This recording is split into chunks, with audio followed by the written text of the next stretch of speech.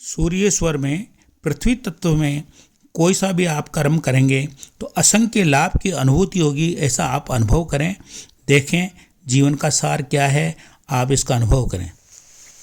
वंदे देवोमापतिं सुरगुरुं वंदे जगत कारणं वंदे पनंगभूषणं मृगधरं वंदे पशूनां पतिं वंदे सूर्यशशाङ्कविहननं वंदे मुकुन्दप्रियं वंदे भक्तजनाश्रयं च वरदं वंदे शिवं शंकरम।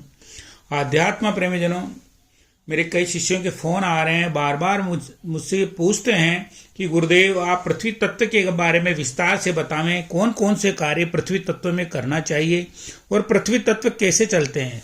तो आप सुनिए, पृथ्वी तत्व भौतिक उन्नति और दीर्घकालीन सुख का प्रतीक है। अस्तु जब पृथ्वी तत्व की प्रधानता हो जाती है तब व्यक्ति को स्थायी शांति प्रदायक कार्यों में प्रवृत्त होना चाहिए जिनमें अधिक शारीरिक श्रम की आवश्यकता न हो। उदाहरण के लिए ऐसे प्रस्तावित नए भवन का नक्शा आदि बनाया जाए।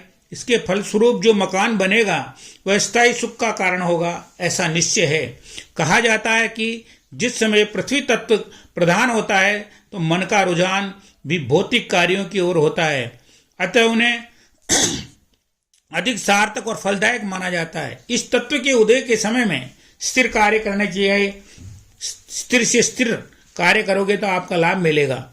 इस तत्व के उदय में जो कार्य किए जाते हैं वे पृथ्वी तत्व के समान ही स्थिर रहते हैं। तो अब देखिए, आप पृथ्वी तत्व में आपको क्या क्या करना है। प्रथम तो गृह प्रवेश, गृह का प्रारंभ करें और वैवाहिक कार्य, कभी आपका तलाक नहीं होगा, वैवाहिक जीवन सुखी रहेगा।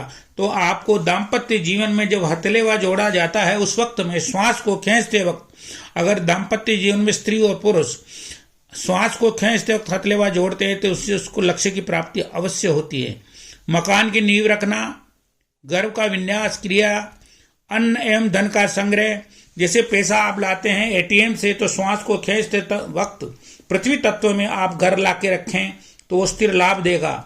व्यापार या किसी कार्य को शुभारंभ करना, बड़े बड़े व्यापार मिल कारखाने की स्थापना करना, बड़े संयंत्र एवं बड़े कार्यों का उद्घाटन करना, तिजोरी में धन संपत्ति आभूषण रखना, बैंक में लाकर की सुविधा लेना, बैंक में खाता खोलना, ये पृथ्वी तत्व की पहचान देखिए आपको कैसे करनी है।